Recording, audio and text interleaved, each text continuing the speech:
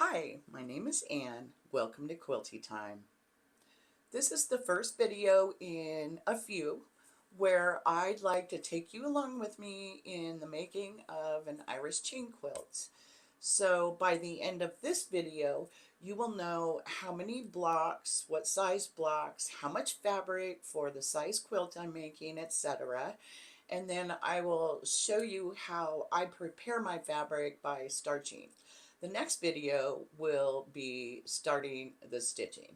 I'll show you some tricks that I like to use to speed up the process of making a 9 patch. And I don't know how many videos this will be, but in the end, the last video, I will show you how I bind the quilts. So before we jump right in, a little background on why I decided to do this quilt. You know, are you guys like me where you've got 3 quilts going for 3 different people? In the meantime, other relatives are popping out babies and getting married, and the list is getting longer.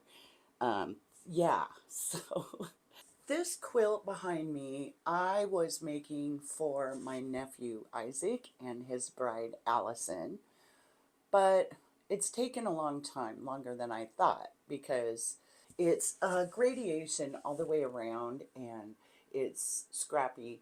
And also, as I work towards the center, it'll gradiate to lighter. So what this has meant is really intensive cherry picking from my scrap stash. And I need a break from it. I don't want to rush it. It'll be beautiful when it's done, but I need a break. So Isaac and Ellison are not getting that quilt. What they're going to get is an Irish chain quilt. It'll be black and white because I need to do the polar opposite of what I've done there. And it will involve 2 fabrics, and that's it for the Irish chain part. I may put a colored border on it, which would be kind of cool, but we'll see. Yeah, so I'm going to clear my space out and just put this one to the side for now. And I'm going to sit down and figure out what I need for fabric and make a little bit of a plan. So let's get started. Let me show you what I've been dealing with. This is my cutting table. So I'm going to clear it off and put it in a box for now and get ready for the Irish chain quilt.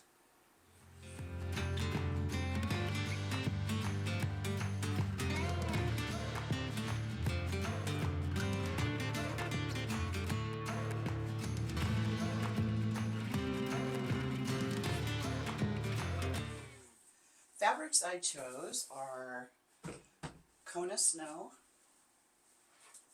and this beautiful tone-on-tone. I think it's Robert Kaufman. Yeah, I don't know what the name of. There's a number. Design number 21060. Oh, Jardine Noir. Gorgeous. I use Pinterest to get ideas and inspiration and to save things I find. So as I'm putting together an idea for a quilt, and in this case, I'm just going to search for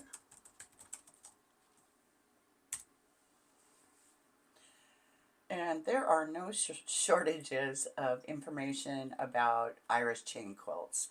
I'm not sure when the first one was made, but it's a very basic quilt.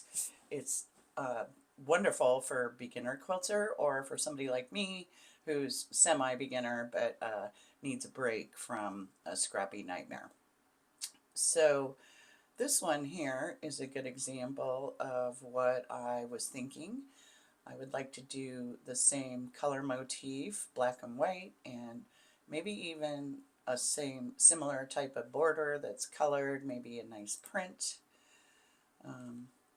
Let's see. Yeah, so that's an Irish chain quilt.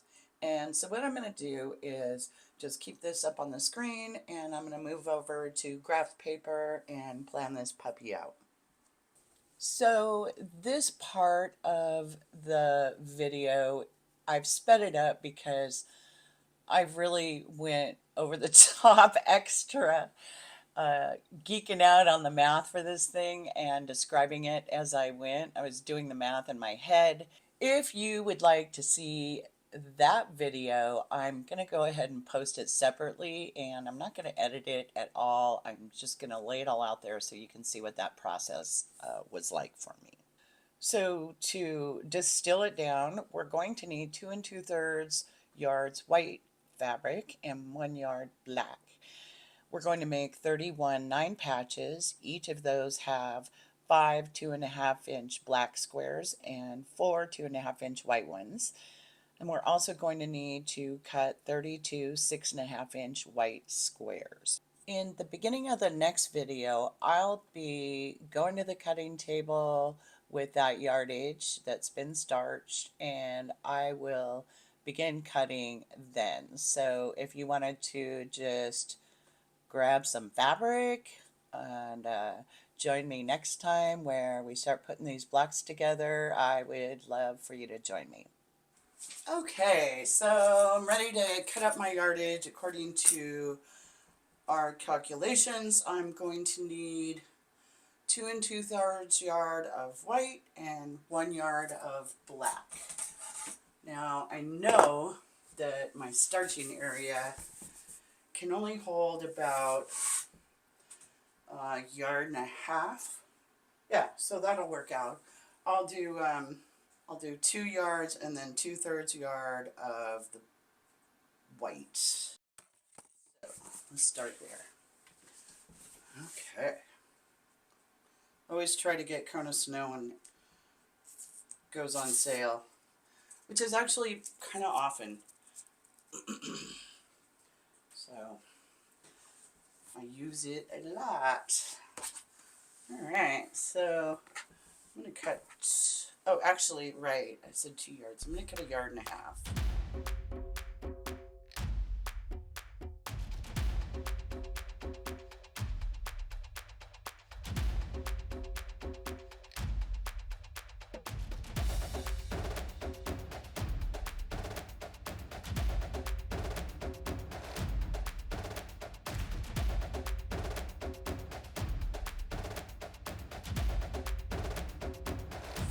Okie dokie.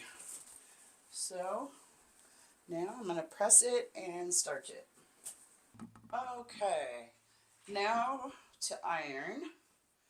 And first I cut off the selvages because they behave differently when they shrink from the starching. The starching will shrink your fabric pretty much completely, so it'll be pre-shrunk.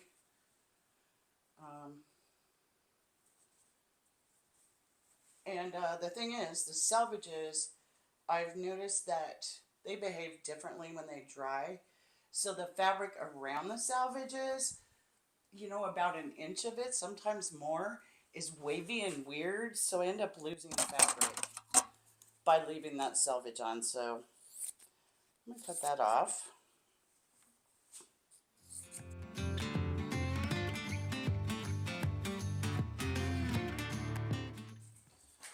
So, awesome. So I'm going to press the creases out of it, which are pretty substantial. Vicious little creases.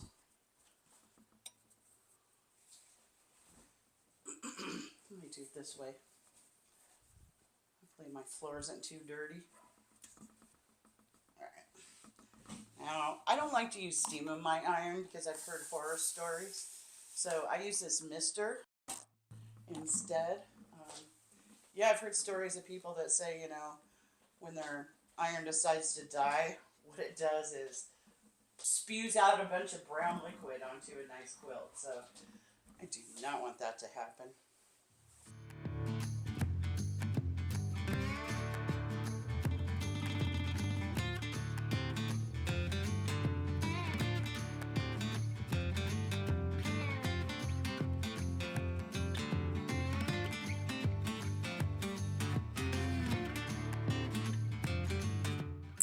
right. So let's take this to the starching room and I'll show you how I do it. Okay, so as you can see, this is a very high-tech setup. It is one of my bedrooms and one of the beds in one of my bedrooms. And this is a vinyl tablecloth. They're inexpensive. They don't soak the starch up. This one's pretty beat up. It's been used a lot, but they're so inexpensive. It's, you know, works really well for me. So,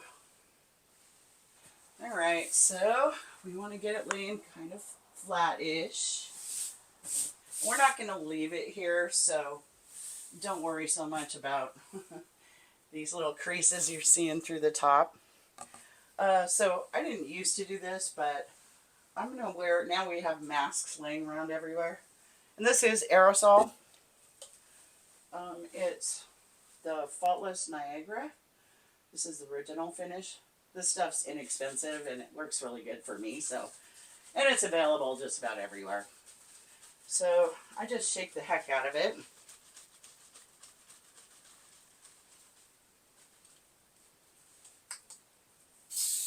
And when I starch, I like to soak the heck out of it. I want this fabric to be as close to paper as it can be. It makes it so much easier. And I don't think our pattern really has anything on the bias, but it's just so much easier to work with quilting. That's almost gone, so get out another one.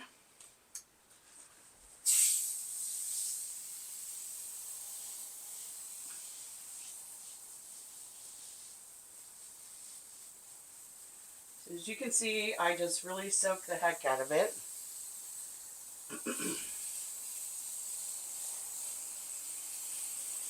And I can tell, you can tell by kind of the color, how wet it is. I want it 100% wet.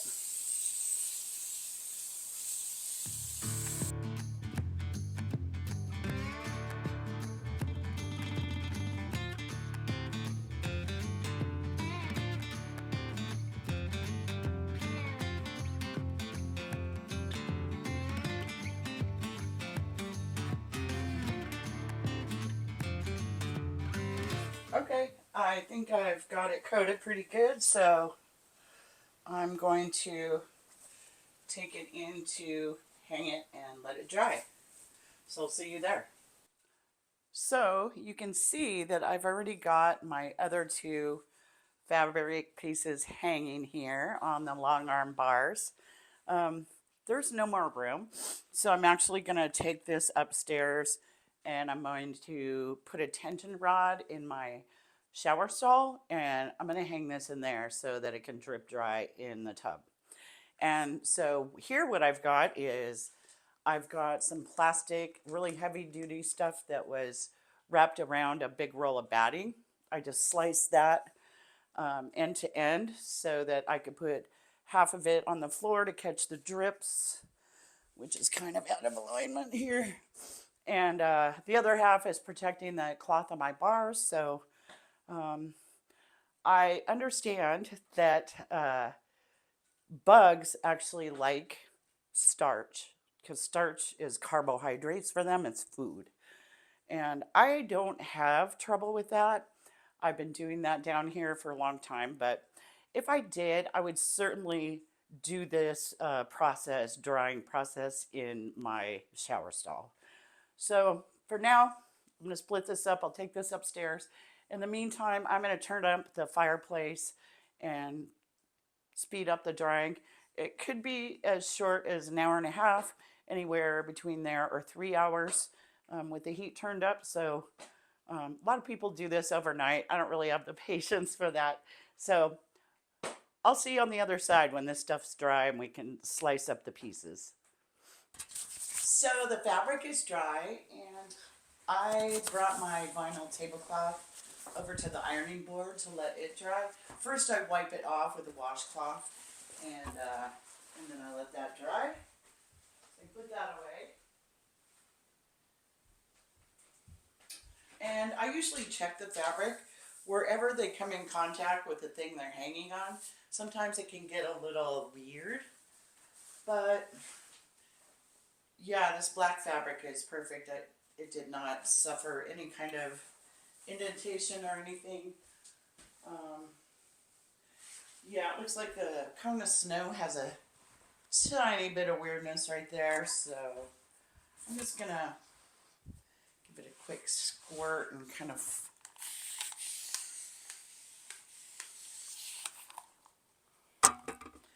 iron those out slightly. Just really gently. That kind of smoothed it out. Alright, so I would like to take you to the cutting table and show you the difference between a starched piece of cone of snow and a unstarched piece. So the cone of snow, you can see that it's fairly stiff when it's starched.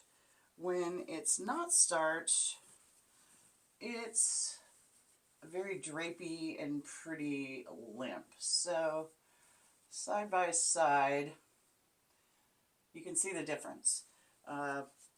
It really helps when you're sewing a lot on the bias. If you have a lot of half square triangles and things like that, it's great with intricate foundation paper piecing, or really any kind of precision work. And honestly, any piecing, unless I was doing really big pieces, I never starch a back. But yeah, I mostly do starch. So anyway, so next week I will be doing the cutting, and we'll start sewing up the 9 patches and start assembling the quilt. I'll probably do a test block in between now and then, just to make sure I haven't erred in any of the measurements or calculations. And so might be worth waiting to cut everything up until next week if you're working long. So thank you for watching. I really appreciate it, and I'll see you next quilty time.